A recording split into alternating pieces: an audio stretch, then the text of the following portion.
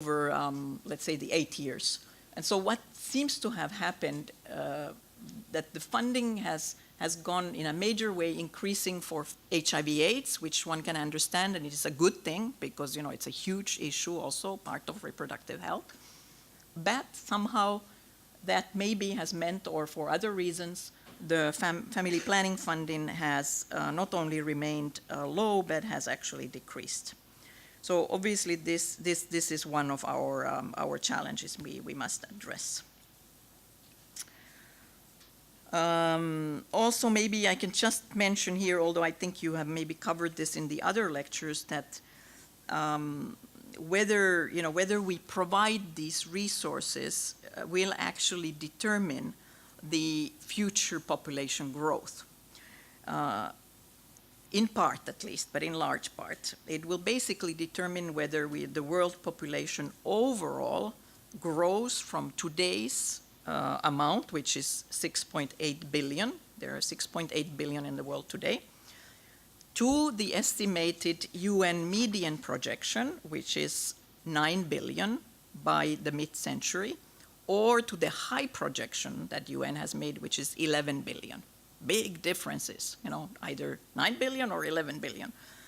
The median projection, the 9 billion, is based actually on the assumption that women in the poorest countries, in countries where this is needed, the most will have 2 children less than they are having today. And really this requires not only that we expand the programs, but that they are, effectively implemented. So big challenge. But I would say still that what is really crucial to remember, in line with ICPD, is that always behind each number, each demographic figure, there are actually real people, individual women and men and young people making or often prevented from making their own reproductive decisions. So it's not about numbers. In the end, it is about people's choices and people's lives. So maybe I can just illustrate very briefly how this is about people. And one example is about empowering girls in Ethiopia. And this is a real case of today's work, where in that district in Ethiopia, we are partnering with lots of local groups, local government and non-government groups, and also international partners, and interesting also like innovative partners from the private sector. In this case, it's the Nike Foundation, and also the Population Council. Many of you know they do very good work. And we have all joined our efforts and forces to support the families in this community to try to reduce the very high rates of child marriage and early childbearing. They have a tradition of marrying girls basically at, immediately at puberty or even before puberty or right after. So, 10, 11, 12 years old. And it's very difficult to change those kinds of cultural beliefs and practices. But in this is a successful example, at least so far. Here, girls learn how to read and write in this effort. They also learn what we call empowerment skills, life skills, how to negotiate for themselves, and to protect their health and issues, and some skills about financial security, how to do accounting, or how to manage actually bank account.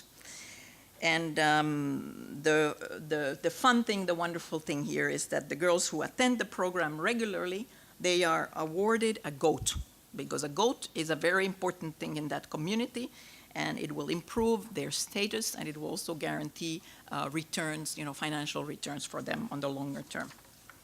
So in a way, you're buying the cooperation, but it's in a good way with a very concrete thing. Just to mention, this is of course a new effort, so we need to make sure it continues, but so far, in the very beginning, 700 girls signed up for the program, and the goal is to reach 10,000 girls. So, it's these kinds of efforts that need to be brought to scale, and more of it is obviously required. Because today, there are 600 million adolescent girls in developing world.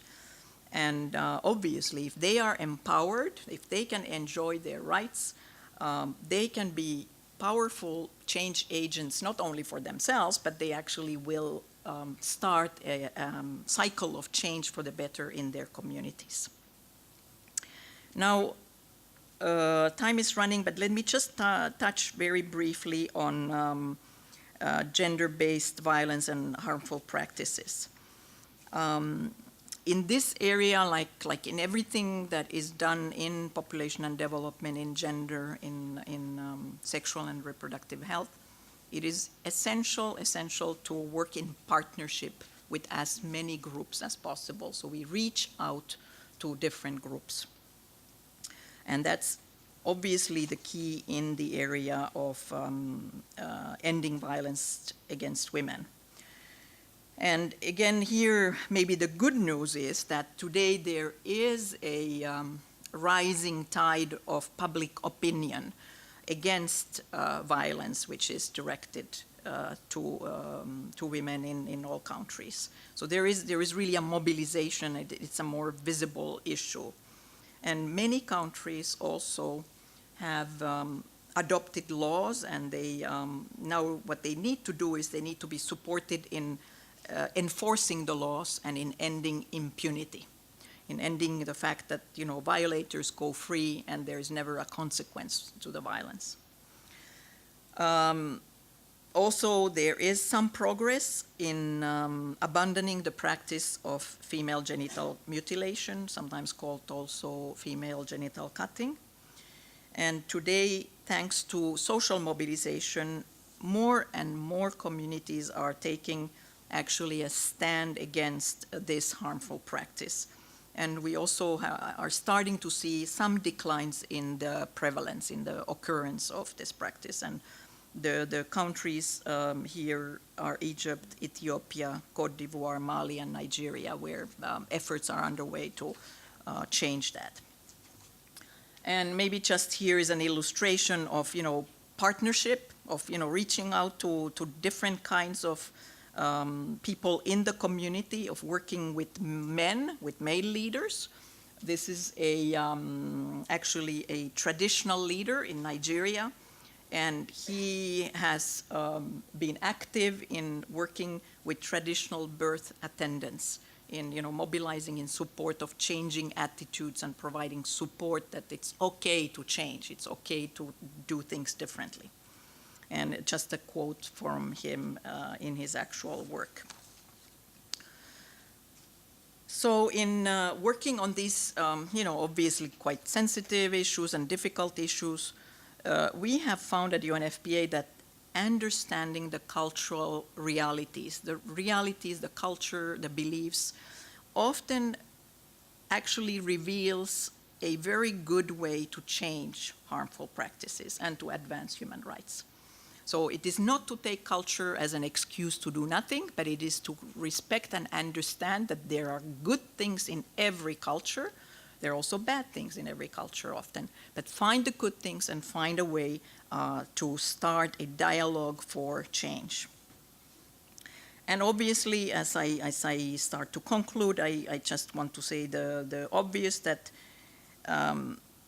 we cannot do as women. Many of us here are women activists and very convinced and very strong women, but we cannot do it alone. So we need to reach out. This is not a matter of women.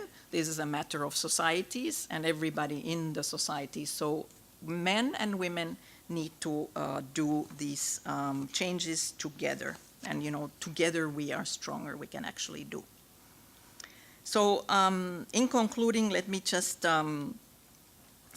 show a few of the issues that we really need to accelerate, because we've made a difference. There is good things happening, but clearly this is an unfinished agenda, and we don't have the time. Time is not on our side, never when people die and when they're discriminated against. So we have to do things faster and we have to do them better.